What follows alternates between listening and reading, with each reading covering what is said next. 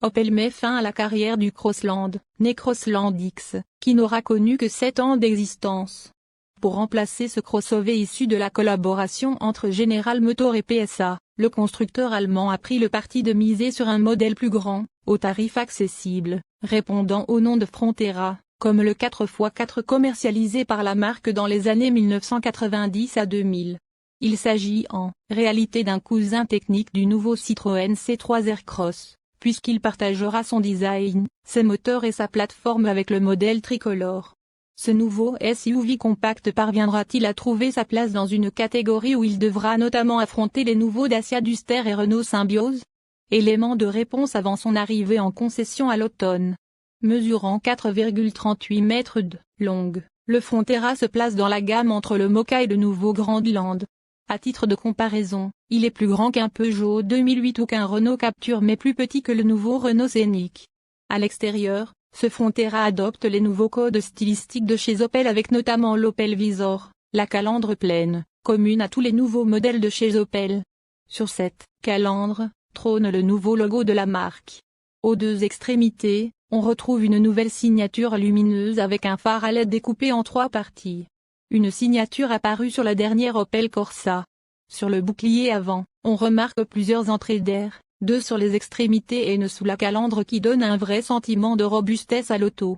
Sur le toit, on remarque la présence de 2 barres de toit qui sont en option dans le catalogue de chez Opel. Ces dernières ne sont pas là que pour le style. En effet, elles acceptent une charge utile jusqu'à 200 kg. Une bonne nouvelle donc pour les longs trajets et les familles. À l'arrière du Frontera, la première chose que nous remarquons, ce sont les feux arrière en 2 parties et le diffuseur plutôt imposant, fait de plastique dur. Là encore qui renfonce son côté robuste.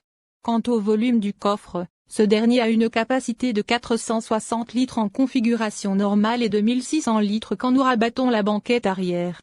L'intérieur de ce Frontera est plutôt cossu et bien fini. Face à nous, on retrouve ce nouveau volant sur lequel trône au centre le nouveau logo de la marque. Côté infodivertissement, nous avons 2 écrans de 10 pouces. Vous avez l'écran face au conducteur où sont affichées toutes les informations relatives à la conduite. Mais aussi l'écran central qui permet de contrôler les différents paramètres de la voiture. Dans le chapitre Innovation, vous avez la présence de ces nouveaux sièges avant avec la fonction brevetée Intellici. Ces derniers adoptent une fente qui soulage la pression du coccyx. Selon Opel, ces sièges offrent un confort exceptionnel, notamment lors des longs trajets. Ça, c'est sur le papier évidemment, nous attendrons de voir comment cela se traduit en vrai. Aux places arrière du Frontera, l'espace ne manque pas. Officiellement, Opel ne présente pour l'instant que la version à 5 places. Mais nous avons pris la peine de vérifier si une 3e rangée de sièges était logeable dans le coffre. C'est bien le cas. Suite à notre insistance, la marque nous a confirmé l'arrivée ultérieure d'un Frontera à 7 places. Et d'ajouter que ce dernier disposera d'une banquette de second rang spécifique avec la modularité, sans doute un coulissement, et un rabattement indispensable pour offrir l'accès au rang 3. Point positif, nous avons encore des boutons physiques pour la climatisation ainsi qu'énormément d'espaces de rangement qui sauront plaire aux familles. Pour finir, sur la console centrale, on retrouve la commande de boîte commune au modèle de chez Stellantis. Côté motorisation, ce nouveau Frontera sera disponible en 2 versions. Une version électrique et son moteur de 113 chevaux repris à la C3. Opel annonce une autonomie de 400 km en cycle W et LTP. Évidemment, nous attendrons les mesures du labo Automoto pour confirmer ou non ces chiffres. Le Frontera aura aussi le droit à une version thermique. 2 moteurs hybrides seront proposés, l'un de 100 chevaux et l'autre de 136 chevaux. Ils s'accompagneront tous 2 de la nouvelle boîte à double embrayage EDCT6. L'Opel Frontera repose sur la plateforme Smart Car, réservée aux citadines, berlines moyennes et SUV compacts d'entrée de gamme du groupe Stellantis.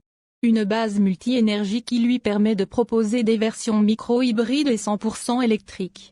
La version électrique embarque le moteur de 83 kW, 113 chevaux, qui anime la nouvelle Citroën C3.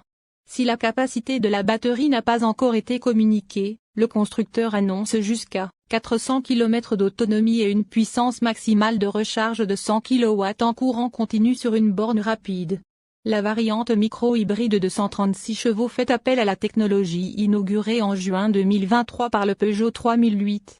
Le nouveau 3 cylindres turbo essence 1.2 PureTech à distribution par chaîne est ici associé à une boîte automatique EDCT6 à double embrayage qui intègre un moteur électrique 48 volts synchrone à aimant permanent de 21 kW, 28 chevaux, et 55 Nm de couple, alimenté par une batterie lithium-ion d'une capacité de 0,9 kWh.